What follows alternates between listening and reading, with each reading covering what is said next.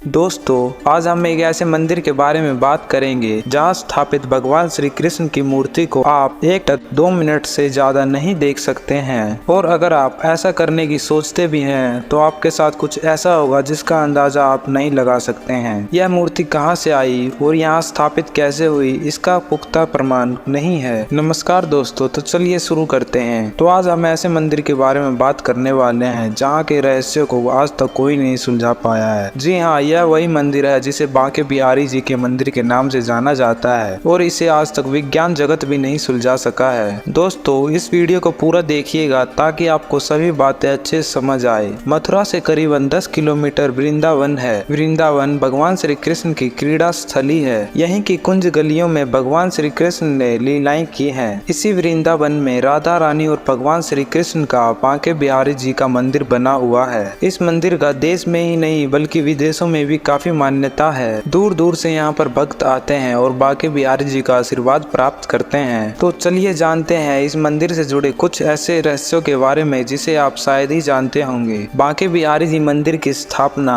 श्री हरिदास जी ने की थी। स्वामी हरिदास प्राचीन के मशहूर गायक तानसेन के गुरु थे। स्वामी हरिदास जी भगवान श्री कृष्ण के अनन्य भक्त थे। वह निधि वन में श्री कृष्ण के तमाम भजन आरती गाकर श्री कृष्ण की भक्ति किया करते थे। दोस्तों, आपको यह सुनकर हैरानी होगी परंतु स्वयं राधा और कृष्ण उन्हें दर्शन दिया करते थे। एक दिन वृंदावन के लोगों ने हरिदास जी से कहा कि वह भी इस भगवान श्री कृष्ण से दर्शन करना चाहते हैं। तब स्वामी हरिदास जी ने राधा कृष्ण की आराधना करके लोगों की बात उन्हें कही। ध्यान व पूजन के बाद जब उन्होंने अपनी आंखें खोली तब उन्होंने यह मूर्ति अपने समक्ष पाई थी और श्री कृष्ण जी ने स्वामी हरिदास जी से कहा कि अब से हम दोनों आपके साथ ही रहेंगे। तब स्वामी हरिदास जी ने कहा, प्रभु मैं तो संत हूँ, आपको लंगोट पहना दूंगा लेकिन माता को नित्य आभूषण कहाँ से लाकर दूंगा। भक्त की बात सुनकर श्री कृष्ण जी मुस्कुराए और राधा कृष्ण की युगल जोड़ी एकाकार हो गए और एक विग्रह की तरह वहाँ पर फिर प्रकट हुए। हरिदास जी ने इस विग्रह का नाम बांके बिहारी रख दिया। यही कारण है कि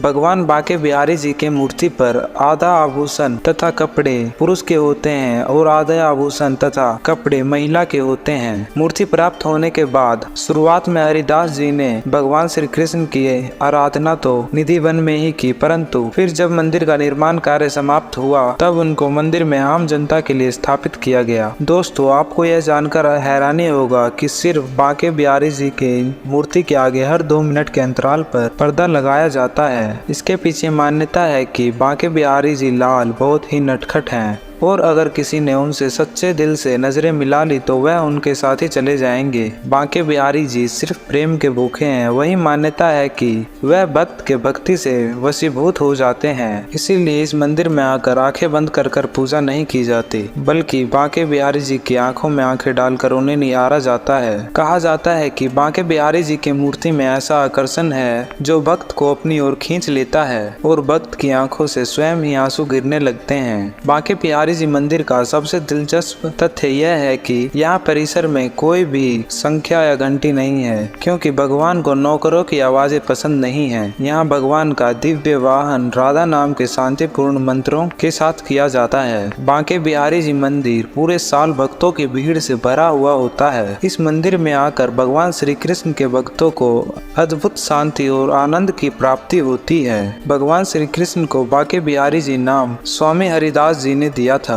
अब आपके मन में यह सवाल उठता होगा कि बांके बिहारी की इस प्रतिमा को बांके बिहारी नाम क्यों दिया गया। भगवान श्री कृष्ण की हर मुद्रा को बांके बिहारी नहीं कहा जाता है बल्कि 3 कोण पर ज्योति वाली मुद्रा वाले भगवान श्री कृष्ण को बांके बिहारी जी कहा जाता है। 3 कोण यानी होठों पर बांसुरी लगाए, कमर के वृषभ पर कमेटी लगाए और एक पैर में दूसरे को फंसाई हुई मुद्रा को भगवान बांके बिहारी जी के नाम से जाना जाता है। यानी कि भगवान श्री कृष्ण जी 3 कोनों पर झुके हुए होते हैं। दोस्तों, अगर आप भी श्री कृष्ण जी के भक्त हैं तो इस मंदिर का दर्शन जीवन में एक बार अवश्य ही कीजिएगा। दोस्तों, अगर आपको यह वीडियो जरा भी पसंद आया हो तो वीडियो को लाइक तथा चैनल को सब्सक्राइब करना ना भूलें और कमेंट्स में जय बांके बिहारी लिखकर अपने सभी दोस्तों के पास शेयर अवश्य ही कीजिएगा। दोस्तों, आखिर में यही आशा करता हूँ कि भगवान बांके बिहारी जी का आशीर्वाद आप पर हमेशा बना रहे। तो मिलते हैं अगली वीडियो में।